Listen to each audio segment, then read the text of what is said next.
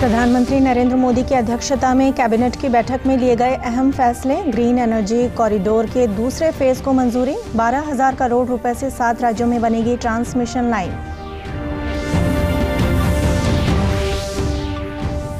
प्रधानमंत्री नरेंद्र मोदी ने पंजाब दौरे में सुरक्षा चूक मामले को लेकर राष्ट्रपति से मुलाकात की। गृह मंत्रालय ने भी पंजाब सरकार से मांगी विस्तृत रिपोर्ट।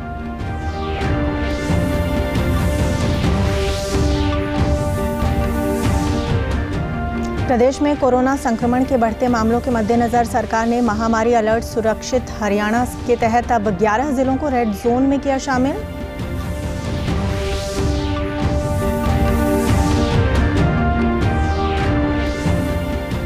और मुख्यमंत्री मनोहर लाल ने प्रधानमंत्री किसान ऊर्जा सुरक्षा एवं उत्थान महाअभियान योजना के तहत प्रदेश भर में 68 सोलर वाटर पंप का किया शुभारंभ।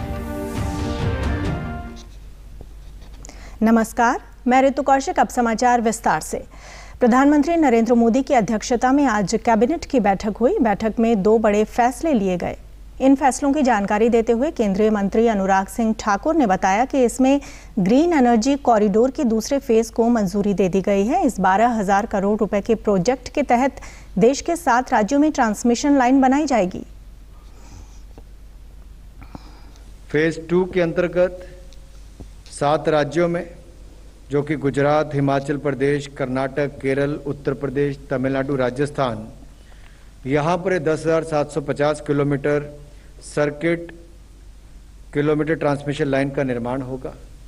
और ये जो 12,000 करोड़ है, इसमें से केंद्रीय वित्तीय सहायता लगभग 33% रहेगी। इतना ही हिस्सा KFW, जो अंतर्राष्ट्रीय संस्था है जर्मनी की, उसके माध्यम से एक ऋण के रूप में राज्यों को मिलेगा।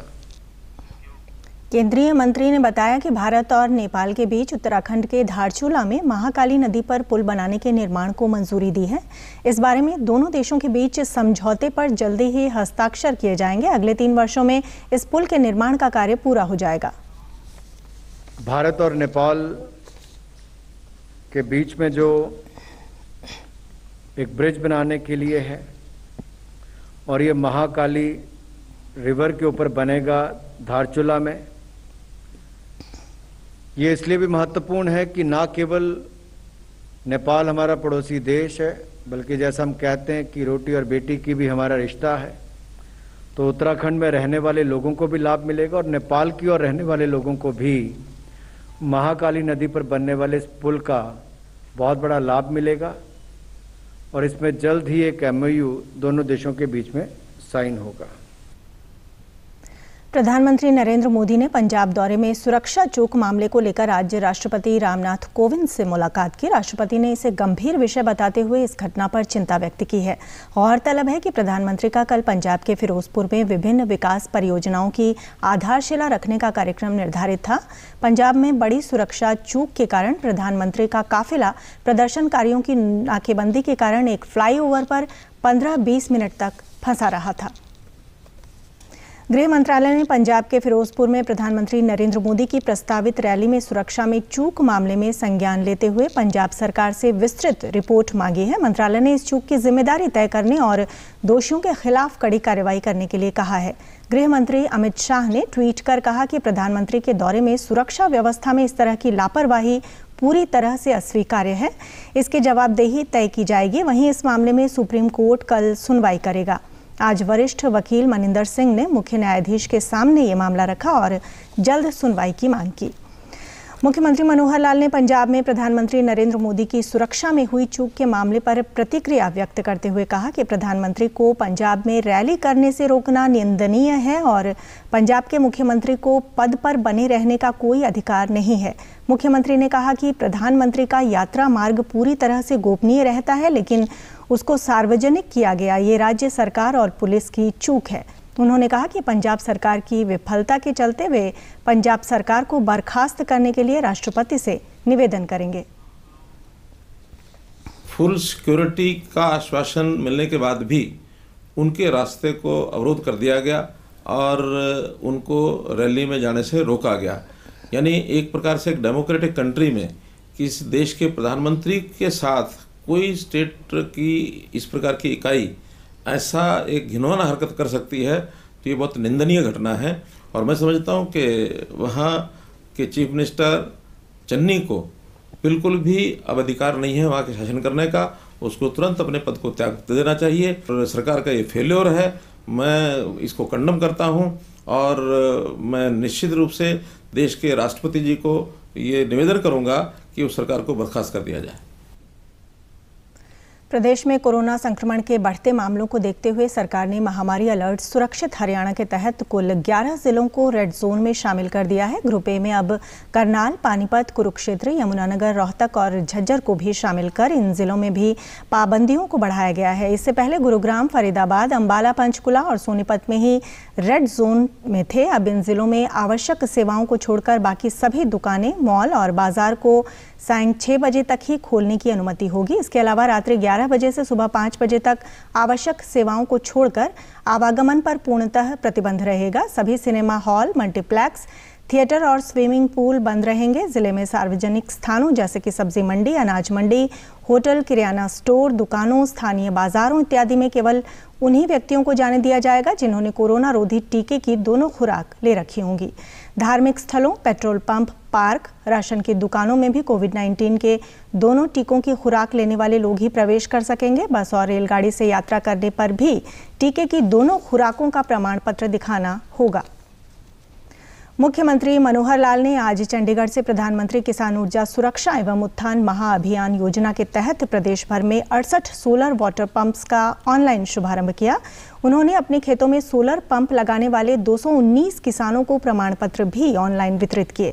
उन्होंने अपने खेतों में सोलर पंप लगाने वाले हिसार और नूंह जिले के 4 किसानों से भी बातचीत की। मुख्यमंत्री ने कहा कि पीएम कुसुम योजना के तहत वर्ष 2022-23 में 50,000 सोलर पंप लगाने का लक्ष्य रखा गया है। ये सोलर वाटर पंप लगाने से जहां किसान को सब्सिडी का लाभ मिलता है, वहीं उसकी बिजली पर निर्भरता खत्म हो जाती है।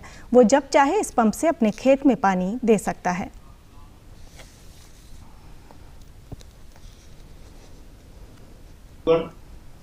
बहुत ही एक प्रसन्नता का ये विषय है कि सिंचाई के क्षेत्र में और ये जो सौर ऊर्जा का क्षेत्र जो आज से 7 साल पहले तक हरियाणा में ना के बराबर था, कोई जानता तक नहीं था, लेकिन पिछले 7 साल में हमने इसको खूब बढ़ाया है, खूब आगे किया है और इससे एक पंथ कई कार्य इससे हो रहे हैं। इसलिए आज जिन किसान भाइयों को इसका लाभ दिया जा रहा है, खास करके जो 200 लोगों को सर्टिफिकेट दिया है और 68 लोगों को सीधा उनका जो पंप का उद्घाटन किया गया है, ऐसे यहाँ बैठे हुए सभी लाभार्थियों को, सब किसान भाइयों को मैं बहुत ही बधाई देता हूं और बहुत ही शुभकामना देता हूं। पीएम कुसुम योजना के अंतर्गत सोलर वाटर पंपिंग कार्यक्रम के ऑनलाइन शुभारंभ में नूंह जिले के किसान भी शामिल हुए। इस अवसर पर उपायुक्त ने कहा कि मुख्यमंत्री जिले के विकास को लेकर गंभीर हैं। नवीन एवं नवीकरणीय ऊर्जा विभाग के मुख्य परियोजना अधिकारी ने बताया कि नूंह जिले में इस योजना का 151 किसान लाभ उठा चुके हैं। ये जो सोलर ट्यूबवेल की जो स्कीम है हमारे इलाके में इसलिए भी ज़्यादा कामयाब है कि कुछ स्थानों पर जहाँ भूमिगत जल का जो स्तर है वो ज़्यादा गहरा नहीं गया है, वहाँ पर बिजली पे डिपेंडेंट या डीजल पंप पे डिपेंड होने की बजाय सौर ऊर्जा से अगर किसान अपनी खेती कर सकते हैं तो ये न केवल उनके लिए लाभदायक है बल्कि ये वातावरण के लिए भी लाभदायक है। 151 किसान इस योजना से लाभान्वित हो चुके हैं, जिन पर विभिन्न कैपेसिटीज़ के पंप 5 HP, 7.5 HP, 10 HP के लग चुके हैं और अब भी एक दिन के लिए यही पोर्टल खुला था जिसमें हमारे 11 किसानों ने अप्लाई किया है इसके लिए और भी काफ़ी सारे हमारे किसान हैं जो कतार में हैं। लाभार्थी किसानों ने बताया कि सोलर वाटर पंप लगाने के लिए सरकार ने 75% सब्सिडी दी है, जिससे उन्हें काफ़ी लाभ हुआ है। खुश हूँ सीएम सर से बात करके और पंप के बहुत फ़ायदे हैं। एक तो बिजली का खर्चा बच गया, दूसरा जो डीजल मैं इस्तेमाल करती थी 1000-1500 रुपये का डेली, वो भी मेरी बचत हो गई ना। तो इतनी बढ़िया है जी, इसकी सिफारिश ना करी जावे। घर की खुद की बिजली बन गई, प्रदूषण इसमें नहीं, वाइब्रेशन इसमें नहीं, अपनी बिजली बन गई। मुख्यमंत्री मनोहर लाल की अध्यक्षता में आज चंडीगढ़ में हुई high power land purchase committee की बैठक में कैथक जिले में बाईपास निर्माण के लिए भू मालिकों की सहमति से ई भूमि पोर्टल के माध्यम से 60.66 एकड़ भूमि की खरीद को मंजूरी दी गई है। मुख्यमंत्री ने वीडियो कॉन्फ्रेंसिंग के माध्यम से संबंधित जिला उपायुक्तों के साथ बैठक की अध्यक्षता करते हुए कहा कि भू मालिकों द्वारा उनकी सहमति से दी गई भूमि खरीदने के बाद प्रस्तावित परियोजनाओं के क्रियान्वयन में तेजी लाई जाए। मुख्यमंत्री ने कहा कि उक्त बाईपास के बनने से चीका के साथ साथ आसपास के गांवों को भी काफी फायदा होगा और निश्चित रूप से जिले के समग्र विकास के साथ साथ रोजगार, व्यवसाय जैसे कई अन्य अवसरों के द्वार भी खुलेंगे। उप मुख्यमंत्री दुष्यंत चौटाला ने कहा है कि प्रदेश में ई मोबिलिटी के क्षेत्र में शोध एवं विकास के लिए 5 सेंटर ऑफ एक्सीलेंस खोले जाएंगे। इनके अलावा 20 ITI या बहुतकनीकी संस्थानों में भी रिसर्च सेंटर आरंभ किए जाएंगे। उप मुख्यमंत्री आज हरियाणा इलेक्ट्रिक व्हीकल पॉलिसी का ड्राफ्ट फाइनल करने के लिए उद्योग एवं वाणिज्य विभाग, MSME एवं अन्य विभागों के वरिष्ठ अधिकारियों की बैठक की अध्यक्षता कर रहे थे। उप मुख्यमंत्री ने बताया कि राज्य के सरकारी कर्मचारियों को भी ई व्हीकल खरीदने पर विशेष रियायत दी जाएगी। फरीदाबाद के उपायुक्त जितेंद्र यादव ने कहा कि मेरी फसल मेरा ब्यौरा योजना की तिथि अब बढ़ाकर 31 जनवरी कर दी गई है। किसान अपनी फसलों का पंजीकरण fasal.haryana.gov.in पोर्टल पर जाकर करा सकते हैं। किसान नजदीकी अटल सेवा केंद्र पर जाकर भी पंजीकरण करा सकते हैं।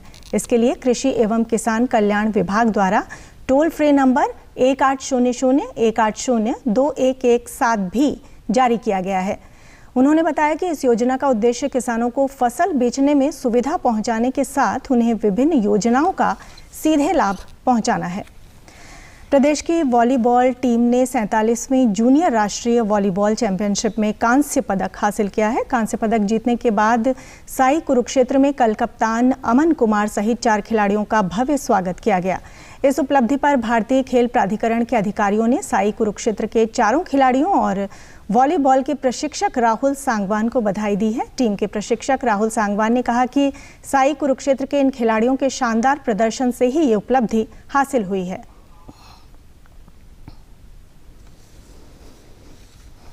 47th junior national volleyball championship जो कि 25 से 30 दिसंबर तक वर्धमान पश्चिम बंगाल में खेली गई और इसमें हरियाणा की टीम ने बहुत अच्छा प्रदर्शन करते हुए कांस्य पदक हासिल किया और इस टीम में हमारे साई कुरुक्षेत्र के 4 खिलाड़ियों ने इसमें भाग लिया। कांस्य पदक वॉलीबॉल टीम के विजेता खिलाड़ियों ने कहा कि इस उपलब्धि से उनका उत्साह बढ़ा है और आने वाले समय में वे और भी अच्छा प्रदर्शन कर देश के लिए पदक जीतने के लिए अभ्यास करेंगे। मैं हरियाणा टीम का कैप्टन था और ये वर्धमान में हुई थी वेस्ट बंगाल में, जिसमें हमारी टीम ने बहुत अच्छा प्रदर्शन किया और कांस्य पदक जीता। मैं साई हॉस्टल कुरुक्षेत्र में प्रैक्टिस करता हूँ।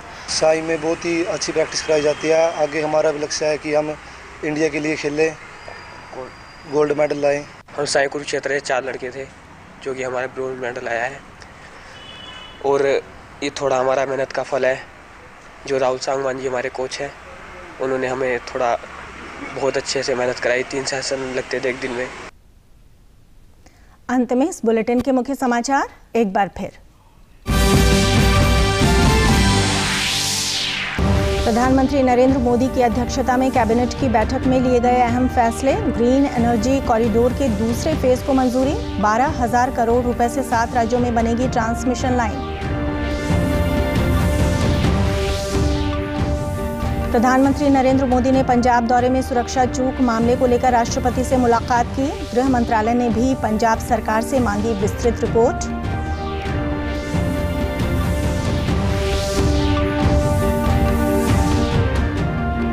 प्रदेश में कोरोना संक्रमण के बढ़ते मामलों के मद्देनजर सरकार ने महामारी अलर्ट सुरक्षित हरियाणा के तहत अब 11 जिलों को रेड जोन में किया शामिल।